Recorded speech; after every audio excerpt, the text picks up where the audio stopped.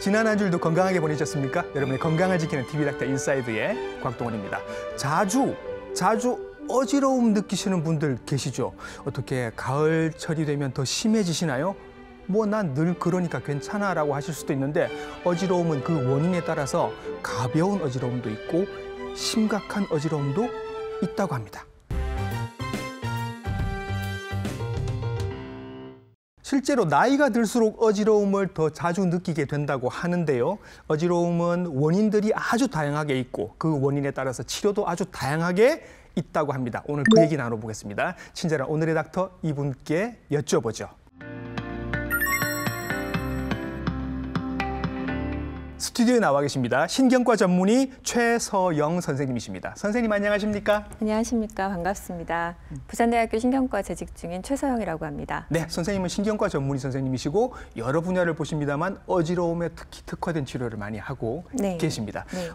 제가 오늘 오프닝하면서도 어지러움이라는 단어를 여러 번 썼습니다만 저희들이 쓰는 어지러움이랑 선생님이 쓰시는 어지러움이란 단어가 조금 뜻이 다르다면서요. 네, 사실 어지러움증이라는 것은 우리가 느끼는 주변에서 느끼는 조금 이상한 감각 중에 하나입니다. 네. 그래서 주관적으로 증상을 표현하는 하나의 단어일 뿐이지 질환은 아닙니다. 예. 그래서 우리가 보통 어지럼증이라고 표현하는 것은 이제 땅이 돌아가는, 빙빙 돌아가는 느낌도 있을 수 있겠고요. 예. 붕 뜨는 느낌, 멍한 느낌, 띵한 느낌, 네. 혹은 조금 구체적인 상황에서는 술을 마셨을 때 네. 조금 비틀거리는 그런 느낌이라든지 지진이 났을 때 땅이 흔들리는 느낌이라든지 예. 뭐 깜깜해지는, 아득해지는 뭐 이렇게 다양하게 표현을 하시기 때문에 네. 사실 어지럼증은 되게 그렇게 다양하게 표현될 수 있는 하나의 네. 증상이라고 보시면 되겠습니다. 예, 지금 말씀하시는 거 들어보니 자, 어지러움은 병명이 아니다. 어지러움은 네, 네. 원인들이 있고 그 원인의 증상으로 나타나는 한 가지 증상일 뿐이다. 예, 예. 이 어지러움은 선생님 왜 생기는 건가요? 네, 사실 저한테 이제 진료를 보시러 오는 분들 중에 네.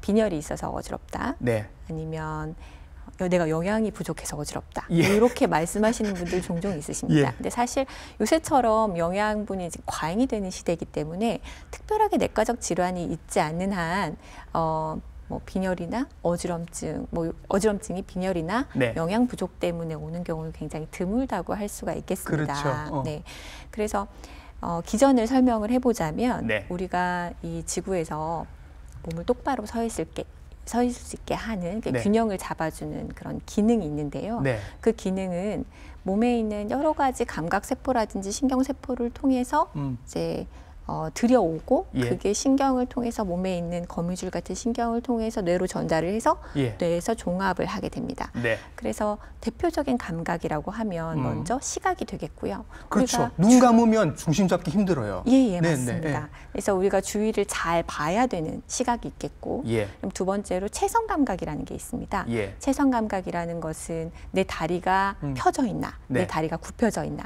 팔이 뻗어져 있나, 굽혀져 있나라는 걸 느끼는 감각계고요. 네. 이제 그런 감각들이 거미줄처럼 얽혀 있어서 네. 그 신호들을 쭉 올려서 네. 척수 그리고 뇌로 전달이 되게 됩니다. 예. 그 감각도 굉장히 균형을 잡는데 중요한 감각 중 하나입니다. 예. 또 마지막으로 어지럼증을 보는 의사한테 가장 중요한 것은 전정감각계, 예. 이제 전정신경계라고 하는데요.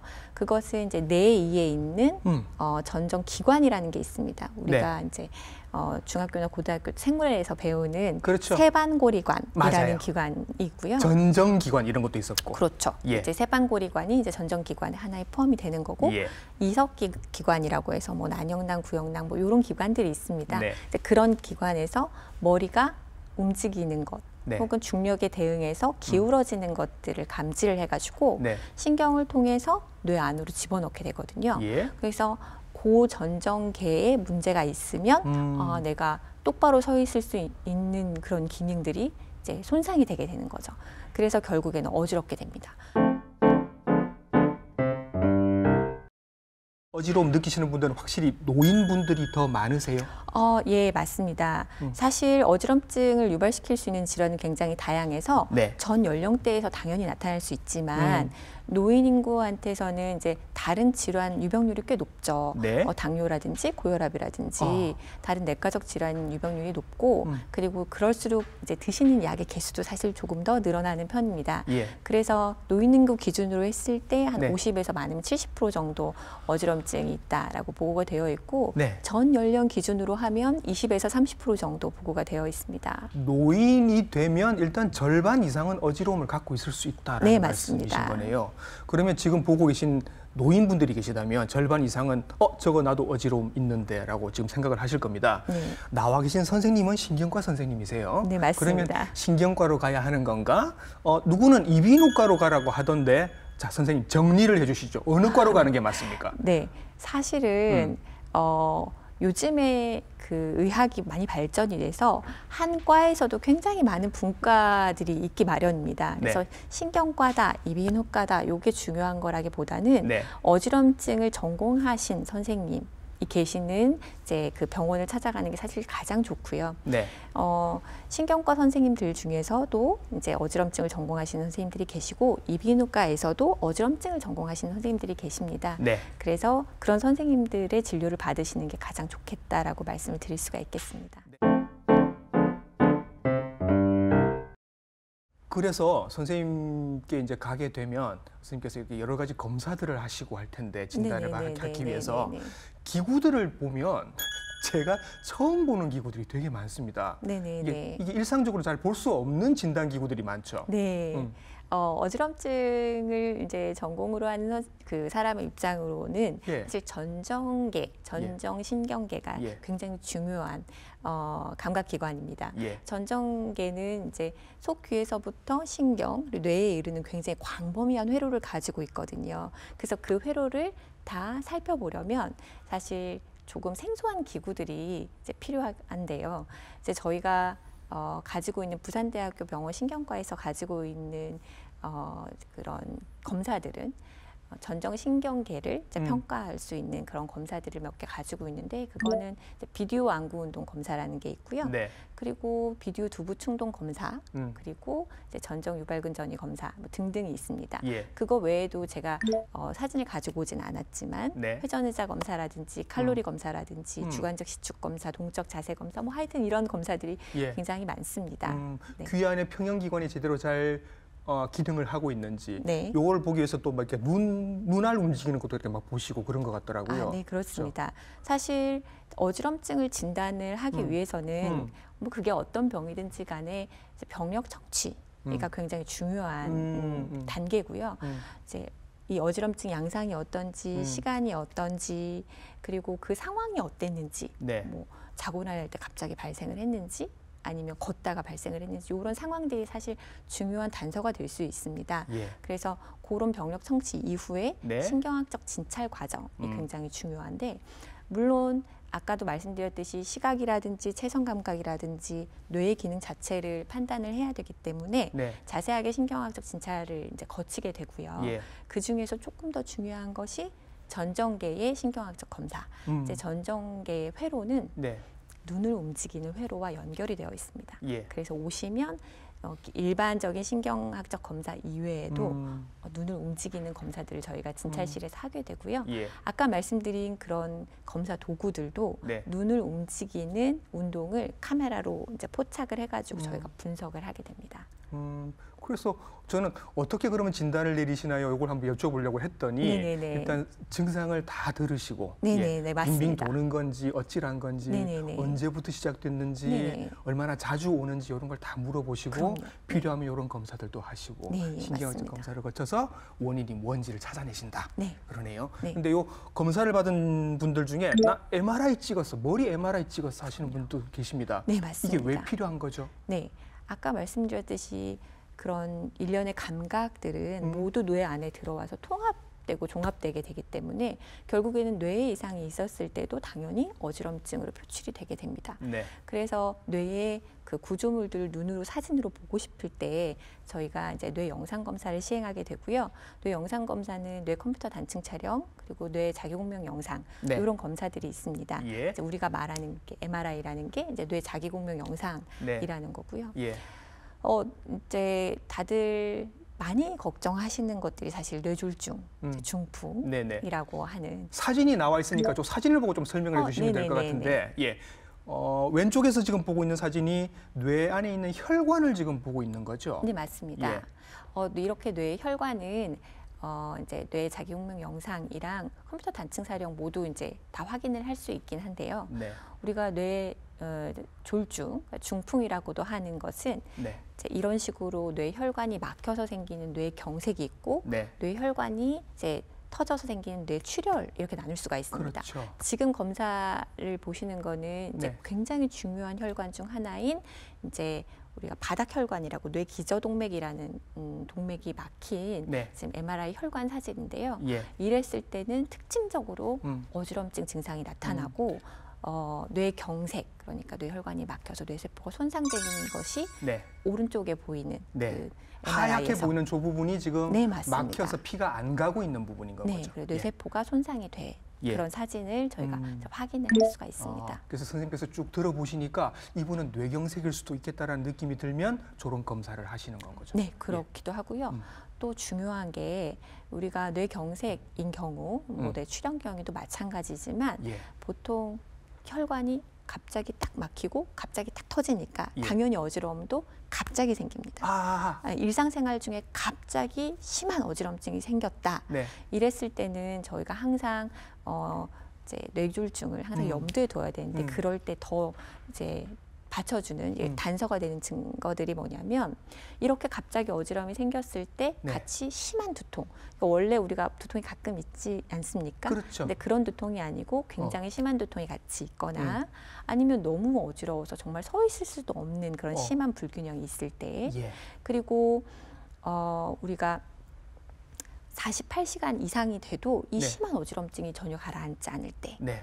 그리고 이제 특히 고령에서 예. 위험 인자가 많을 경우 예를 들면 혈압, 당뇨, 고지혈증 그리고 심장병, 뭐 흡연도 당연히 그렇고요. 이제 그런 것들을 가지고 계신 분들은 예. 저희가 항상 뇌경색을 뇌졸중을 염두에 두고 진료를 예. 하게 되고요. MRI를 이제 권유하는 경우가 굉장히 많습니다. 네. 또 중요한 거 한 가지는 이제 신경학적 동반 증상인데요. 어지러우면서 아까 말씀드렸듯이 두통도 있겠지만 갑자기 청력이 이제 안 들린다든지 두 개로 보인다든지 한쪽 팔다리에 마비가 생긴다든지 감각이 이상하다든지 발음이 분명하지 않게 꼬인다든지 아니면 네. 아예 말을 잘 못하게 된다든지 이런 증상들도 굉장히 뇌경색을 시사하는 소견이기 때문에 급성으로 어지럼증이 발생을 했을 때 이런 증상이 동반된다. 예. 이럴 경우에는 MRI를 강력하게 권유드리고 있습니다. 예. 좋습니다. 자, 흔하게 여쭤보시는 질문 중에 그런 것도 있습니다. 나는 자세만 바꾸면 어지러워요. 네. 그냥 걸을 때도 괜찮고 그냥 가만히 서 있을 때도 괜찮은데 자세만 바꾸면 너무 어지러우고 막 세상이 빙글빙글 돌아요 하시는 네. 분들이 있어요. 네. 이게 이럴 때는 뭐다라고 대충 감이 오시는 게 있나요? 예. 사실 우리가 전정신경계 중에서 내이, 그러니까 속귀에 예. 생기는 가장 흔한 그 병 중 하나가 우리가 흔히 말하는 이석증이라는 이석증이군요, 이게. 네. 이제 양성 돌발 체위 현운이라는 복잡한 이름을 사실 가지고 있습니다. 네. 말 그대로 양성 네. 큰 문제가 되지 않고요. 안 죽어요. 네, 네네. 예. 맞습니다. 그리고 이제 돌발성 이제 갑자기 발생을 하는데 체위 혹은 두위인데요. 네. 머리를 움직였을 때 발생하는 현운, 도는 느낌의 어지럼증입니다. 그러네요. 네. 그래서 그 이석증이라는 거는 사실 아까 하셨던 것처럼 큰일 나는 병은 아니고요. 네. 우리가 이 뇌이라는 데는 전정기관이 있고요. 예. 전정기관 중에 난영낭이라는 게 있는데 그 안에는 약간 이렇게 젤리처럼 물론 이제 현미경으로 볼 수 있는 구조입니다. 눈으로 볼 수 있는 구조는 네. 아니고요. 젤리처럼 이렇게 판이 깔려 있고 그 위에 탄산칼슘 성분의 모래알들이 쫙 박혀서 깔려 있습니다. 예. 정상인들이 다 그렇게 깔려 있고요. 예. 그런데 사실 원인은 정확하게 모르지만 그 모래알들이 이제 탈락을 하면서 이제 떨어져 나오면서 이상한 위치로 들어가게 되는데 그게 그 옆에 있는 세방고리관이라는 데 들어갑니다. 예. 그러면 세방고리관은 원래 그 안에 모래 같은 게 없고 물만 흐르거든요. 네. 그런데 그 모래가 들어가서 머리를 움직이면 구르게 되겠죠. 그렇죠. 네, 구를 때마다 휙 도는 어지럼증이 이제 발생을 하게 됩니다. 이석이라고 했는데 저는 큰 돌덩어리라고 생각했는데 그게 아니라 그냥 모래처럼 굉장히 작은. 네, 눈으로 볼 수 없는 구조입니다. 그래요? 네네. 근데 그 이석이라는 게 저도 있고 선생님도 이미 있는 거죠. 그럼요. 정상적인 사람한테. 하필이면 거기 어떤 분들이 떨어져 나와서 세반고리 반 안으로 들어가면 네네. 뱅글뱅글 도는 느낌이 드는 겁니다. 네, 맞습니다. 노인분들에게 더 많습니까? 네, 맞습니다. 노인이나 여성한테 조금 더 많다고 알려져 있고요. 예. 그리고 이제 외상이 있을 때, 머리를 세게 부딪혔을 때도 있고요. 예. 그리고 골다공증이 있으신 분들한테 조금 더 자주 발생한다는 보고가 있습니다. 자, 그러면 이런 것도 있습니까, 선생님? 아까 우리 이석증은 머리를 이렇게 돌릴 때 네네네. 그때 나타난다라고 말씀하셨습니다. 네네네. 앉았다가 일어날 때마다 나는 휘청휘청해요 하시는 분도 있습니다. 저도 가끔 그렇습니다. 네네. 이것도 부르는 다른 이름이 있다면서요? 네. 또 이렇게 앉았다 일어날 때 혹은 이제 누워 있다 일어날 때 생기는 어지러움증 중에 이렇게 막 도는 느낌보다는 네. 좀 아득해진다, 깜깜해진다, 아니면 기운이 없다. 네. 기운이 없다라고 어지러움을 표현하시는 분도 계시거든요. 그리고 심한 경우에는 이제 아득해지면서 실신을 하게 되는 뭐 이런 경우도 있는데 그런 것은 대부분 이제 기립성 저혈압 때문입니다. 근데 사실 우리가 말 그대로 서면 혈압이 떨어진다는 얘기고요. 진단 기준으로 보면 우리가 혈압 위의 혈압, 그러니까 120에 80이라고 하면 이제 그 120, 그게 이제 위의 혈압, 수축기 혈압이라는 건데, 네. 그게 20 이상 떨어지면 이제 진단을 할 수가 있습니다. 예. 물론 자율신경계 자체에 이상이 있는 경우에도 이런 증상이 있을 수 있습니다. 대표적으로 당뇨가 있겠고요. 그리고 퇴행성 질환, 신경퇴행성 질환은 치매라든지 파킨슨의 일부에서 자율신경계 자체가 문제가 될 수가 있습니다. 예. 그런데 항암 치료라든지 아니면 다른 약제 때문에 네. 자율신경계를 조금 손상을 시킬 수 있는 그런 약제의 부작용도 있을 수 있겠고, 그리고 제 정상인에서도 고혈압약을 드시는 분들, 네. 혹은 혈압에 작용하는 약제를 드시는 분들이 네. 종종 혈압약이 너무 높거나 아니면 내 컨디션이 그렇게 좋지 않아서 혈압약이 나한테 너무 고용량으로 다가왔을 때 뭐 이런 등등의 이유에 의해서 기립성 저혈압이 생기는 경우가 있습니다. 그래서 어르신들이 연세가 있으실수록 지병들이 많고 따라서 드시고 계신 약들이 많으실 테니까 요 약들이 혹시 내 어지러움을 유발하지는 않는지 담당 선생님이랑 한번 좀 얘기를 나눠보시는 게 꼭 필요할 것 같습니다. 네, 맞습니다. 예, 어르신들 꼭 기억해 주시고요. 한 번 어지럽고 끝나면 선생님 저도 걱정은 안 할 것 같습니다. 그런데 이게 계속 좋아졌다가 또 어지럽고 좋아졌다 또 어지럽고 요런 원인들이 따로 있습니까? 네, 사실 어지럼증을 보는 의사로서 이런 어지럼증이 가장 진단하기가 어렵습니다. 그래요. 네, 그러니까 보통은 이제 뭔가 어지러워서 딱 오셨을 때 저희가 신경학적 검진을 하면 이상 소견들이 조금 발견이 되고 그런 것들로 인해 진단이 쉬워지는 경우가 있는데 보통 이렇게 반복되는 어지럼증을 오시는 분들은 어지러웠다가 괜찮았다가 어지러웠다가 괜찮을 때 저한테 오시거든요. 그렇겠네요. 네, 대부분 그러십니다. 이제 그랬을 경우에는 사실 검사를 해봐도 아주 특징적인 그런 이상 소견을 못 찾는 경우가 꽤 있습니다. 그러네요. 네, 그래서 말씀드렸지만 병력 청취, 그러니까 꼬치꼬치 물어보고 어떤 상황이었는지 물어보고 이런 게 중요하다는 게 이런 어지럼증을 진단할 때 굉장히 중요할 수가 있겠습니다. 그래서 물론 아까 말씀드렸듯이 그런 도는 어지럼증이다 했을 경우에는 전정신경계에 문제가 있을 가능성이 조금 더 높고요. 그것도 그렇지만 이제 지속 시간을 예로 들어보자면 어지럼증의 지속 시간이 이제 진단에 굉장히 중요한 단서가 되는 경우가 꽤 있습니다. 몇 초 동안 지속되느냐, 몇 분 동안 지속되느냐 이런 게 중요한 거예요. 예, 맞습니다. 그래서 잠깐 탁 어지럽고 수초 동안 뭐 1초, 2초 순간적으로 어지러움증이 있을 때는 사실 우리가 부정맥이라고 해서 심장이 불규칙하게 뛰는 병이 있거든요. 있는데 모르고 계신 분들이 많죠. 많습니다. 그랬을 때 이게 잠깐 쉴 때 심장이 잠깐 그 1초 그렇게 쉴 때 핑 도는 그런 어지럼증이 꽤 많이 나타나거든요. 그래서 이거는 저희가 적극적으로 검사를 해서 순환기내과, 그러니까 심장내과 진료를 볼 수 있도록 저희가 진료를 하게 해드립니다. 그리고 전정신경계에도 물론 이런 어지럼증이 있을 수 있는데 드물지만 전정 발작이라고 해서 우리가 전정신경, 그러니까 뇌에서 뇌로 넘어가는 그 사이의 신경과 혈관이 조금 맞닿아서 생기는 그런 질환도 있는데 그게 굉장히 특징적으로 몇 초씩 이렇게 반복해서 어지럽습니다. 그리고 조금 더 흔한 경우가 사실 수분에서 수시간일 텐데요.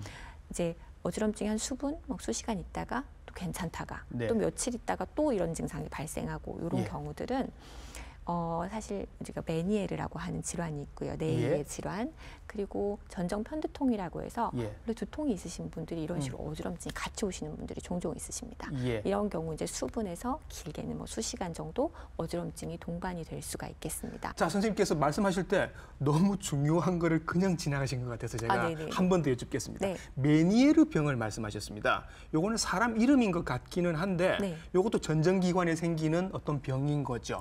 네, 맞습니다. 예.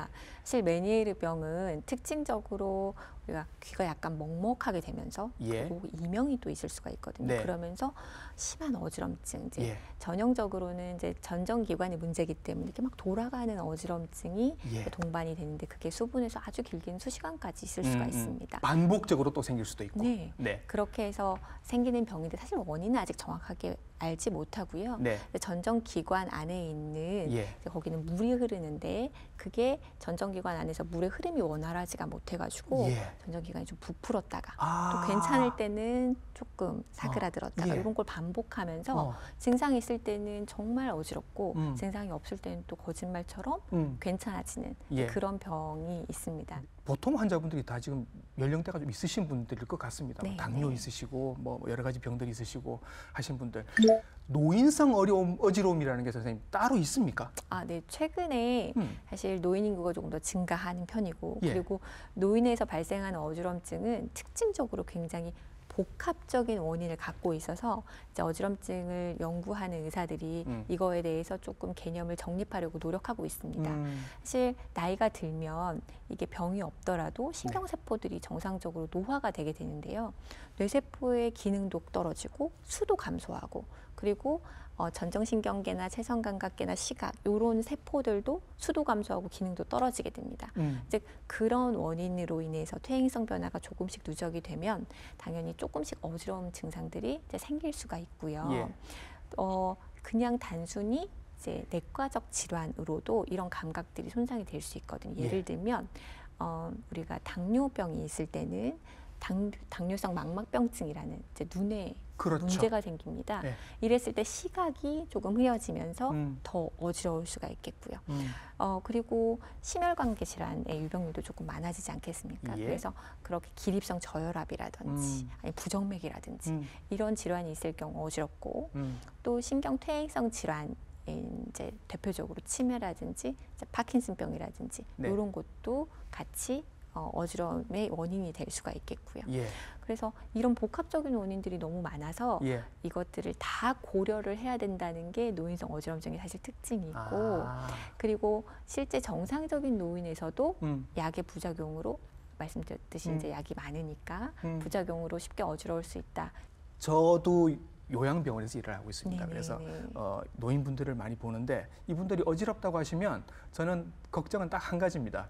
넘어지시지 않을까. 네네. 넘어지시면 부러지시면 잘 안 붙습니다. 이 연세에서는. 네, 맞습니다. 저는 이것 때문에 되게 스트레스가 큰데요. 네. 선생님도 이것 때문에 스트레스를 받고 계세요? 그럼요. 낙상이 정말 큰 문제가 됩니다. 예. 이제 우리가 노인분들한테서는 또 이때 젊은 사람들은 넘어져도 사실 네. 근력이 있고 네. 또 유연성이 있기 때문에 골절로 이어지는 경우가 드문데 이제 연세가 많으신 분들은 근력이 떨어지고 관절도 안 좋지 않습니까? 네. 그리고 유연성이 좀 떨어져서 바로 골절로 이어지는 사고들이 종종 나게 됩니다. 그런데 어지럼증을 유발하는 병들 중에서 예를 들면 뭐 뇌경색이라든지 아까 말씀드린 메니에르라든지 네. 뭐 이런 것들은 원인 없이 뭐가 걸려서 넘어지는 게 아니라 그냥 훅 하고 넘어지실 수가 네, 있는 네. 질환들이거든요. 예. 그래서 이런 질환들이 있으신 분들은 사실 조금 더 걱정이 됩니다. 그래서 네. 낙상을 예방하는 방법은 사실은 근본적인 방법은 운동이겠죠. 그래서 네. 근력이라든지 유연성을 평소에 키워놓으시는 게 좋겠고 예. 또 중요한 것이 방이 너무 깜깜하면 안 됩니다. 밝아야 돼요. 방이. 네, 예. 네. 그래서 약간의 미등, 그러니까 아주 밝으면 잠을 또 수면 장애가 있으실 수 있기 때문에 밤에도 약간의 미등을 통해서 주변 환경을 조금 볼 수 있게 해놔야 됩니다. 치료 얘기하면 어르신들께서 꼭 여쭤보시는 거 있습니다. 네네. 어지러움에 좋은 음식 있어요? 네, 맞습니다. 말씀해 주시나요? 네, 많이 물어보십니다. 예. 많이 물어보시는데 사실 저는 뭘 더 드시는 것보다 뭘 빼야 되는지를 말씀을 드립니다. 먹으면 안 되는 것들, 적게 먹어야 되는 것들이 있군요. 네. 요즘 어르신들도 다 이렇게 몸에 좋은 거를 잘 드시고 그리고 균형 잡힌 식단들을 대부분 유지를 하시기 때문에 뭐가 부족해서 생기는 어지럼증은 흔하진 않습니다. 오히려 그러니까 메니에리병, 특히 메니에리병에서는 소금을 줄이는 게 굉장히 중요합니다. 부어서 생기는 거니까 싱겁게. 네, 조금 개념은 좀 다르지만 그렇게 생각하셔도 괜찮을 것 같습니다. 그래서 이제 저염식은 우리가 WHO에서는 하루에 5g 정도 소금을 권장을 하고 있는데 메니엘에서는 2g 정도로 권장을 하고 있고요. 그냥 소금 넣지 말라는 얘기나 비슷하네요. 네, 맞습니다. 사실 된장, 고추장 뭐 1숟갈 정도, 간장 반 숟갈 정도이기 때문에 거의 안 넣는 거나 마찬가지인데요. 너무 힘들죠. 한식을 드시는 어르신들은 너무 힘든 일이고요. 그래서 조금이라도 줄여 나가시는 거를 저희가 추천을 드립니다. 물론 그 메니리병 말고도 당뇨가 있으신 분들, 예를 들면 당뇨나 혈압이 있으신 분들은 당연히 체중 조절을 하셔야 되고 단당류, 뭐 설탕이라든지 믹스커피라든지 아니면 사탕, 주스 이런 거 피하셔야 되는 거는 아마 다들 알고 계실 거라고 생각을 합니다. 단지 이제 먹어야 되는 게 한 가지 있다면 추천을 드리자면 이석증이 있으신 분들한테서는 우리가 비타민 D 그리고 골다공증이 연관이 있다는 보고가 나와 있습니다. 우리나라에서 굉장히 대규모 연구를 했었고 그게 전 세계적 굉장히 유명한 학술지에 실렸던 보고들이 있고요. 그래서 비타민 D가 부족하신 분들은 섭취를 하는 것, 그리고 골다공증을 적극적으로 치료를 하는 것, 칼슘의 보충을 통해서 이제 그런 것들이 이석증의 재발에는 이제 재발을 막는 예방 효과가 있다. 이렇게는 알려져 있습니다. 단짠 드시지 않는 게 좋겠다라고 말씀하셨고 싱겁게 드시는 게 좋겠다. 그리고 비타민 D는 확실히 도움이 된다. 음식 얘기했습니다. 평소 생활 습관 같은 것 중에도 어지러움을 좀 예방할 수 있는 것들이 있을까요? 그렇죠. 대표적으로 가장 중요한 건 사실 운동이 되겠습니다. 우리가 뇌졸중만 하더라도 뇌졸중 자체가 당뇨나 혈압이라든지 고지혈증, 심장질환 때문에 이제 발생하는 경우가 많기 때문에 그런 것들 사실 조절을 하려면 적극적으로 약물을 드셔서 이제 조절을 해야 되겠지만 기본적으로 저희가 이제 운동을 해야 되고요. 그리고 아까 말씀드린 저염식 같은 것들도 이런 질환에 조금 예방이 될 수가 있겠고요. 선생님 왜 술, 담배 얘기 안 하시죠? 너무 당연한 거라서 당연한 거라서 안 드렸습니다. 저는 해도 되는 건 줄 알았습니다. 아니네요. 네. 특히 담배는 굉장히 큰 위험 인자 중에 하나이기 때문에 굉장히 이건 말씀드릴 필요도 없이 이거는 안 해야 되는 거고요. 흡연은 술도 마찬가지입니다. 근데 술을 이제 완전히 끊어라, 뇌졸중에서 절대 먹으면 안 된다라기보다는 한 잔은 괜찮다라는 연구가 있긴 하거든요. 그렇지만 꼭 뇌졸중이 아니라 다른 질환을 위해서도 이제 금주는 필수라고 생각하시면 되겠습니다. 알겠습니다. 유산소 운동, 근력 운동 다 좋다는 말씀을 하셔서 근데 이제 대체로 다 노인분들이시면 지금 당장 나가서 막 바벨을 들고 이러시기는 좀 어려우실 것 같아서 이분들에게 권할 만한 운동 같은 게 있을까요? 그러니까 젊으셨을 때를 생각해가지고 운동을 하실 때 갑자기 막 뛰거나 아니면 뭐 무거운 걸 들거나 이렇게 해서 오히려 관절이나 근육에 문제가 생기는 경우들이 있습니다. 절대 운동은 가장 약한 강도와 가장 약한 빈도로 시작을 하셔가지고 점차 올려가시는 게 좋고요. 말씀하신 것처럼 유산소 운동과 근력 운동이 둘 다 필요하고 특히 하지 근력 운동은 우리가 기립성 저혈압이나 이런 것을 막기에도 굉장히 유용하기 때문에 근력 운동도 같이 하시는 게 좋겠습니다. 그리고 이제 개인적인 의견은 이 운동이라는 게 약간 중강도 이상의 강도로 꾸준하게 했을 때 효과가 있는 거고 그러려면 재밌어야 됩니다. 그래서 재밌게 할 수 있는 모든 운동을 사실 추천을 드리는데 요즘에 어르신들 보시면 댄스 교실 이런 거 많이 하시거든요. 너무 좋고요. 수영이라든지 아니면 탁구, 배드민턴 이런 거는 이제 어지럼증의 예방이라든지 근력 유산소 모두 포함이 되기 때문에 그런 운동을 재밌게 하실 수 있는 게 가장 좋다고 생각이 됩니다. 네, 오늘 선생님 나오셔서 긴 시간 동안 어지러움이 왜 원인이 많은지, 그리고 치료도 각각의 원인에 맞게 치료를 해야 하고 예방법도 어떤 것들이 있는지까지 정확하게 설명을 해주셔서 제 어지러움이 좀 좋아진 것 같은 느낌이 듭니다. 신경과 전문의 최서영 선생님이셨습니다. 선생님 수고 많으셨습니다. 감사합니다. 네. 자, 미국의 신 에머슨이 건강이 제일의 부다라고 얘기를 했었고요. 그리고 또 저희 방송에서도 말씀드렸습니다. 나이가 들수록 근육이 연금이다라는 말씀을 드린 적도 있습니다. 돈하고 비교해봐도 확실히 건강이 중요한 것 같습니다. 다음 주에도 여러분들에게 건강 부자 소식, 건강 부자 되는 법을 알려드리겠습니다. TV닥터 인사이드 다음 주에 인사드리겠습니다. 감사합니다.